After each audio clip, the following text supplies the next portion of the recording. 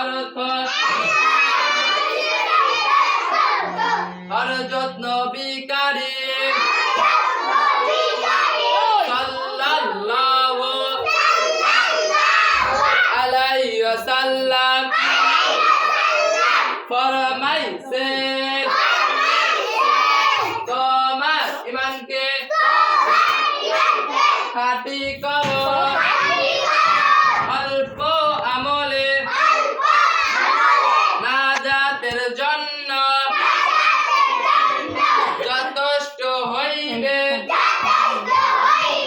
2 number হাদিস শরীফ খায়রুকুম মান আল্লামাল কুরআনা ওয়া আল্লামা।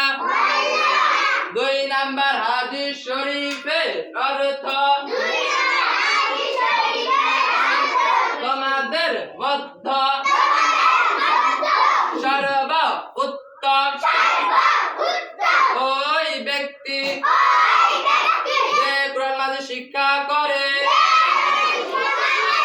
এবং অপরকে শিক্ষা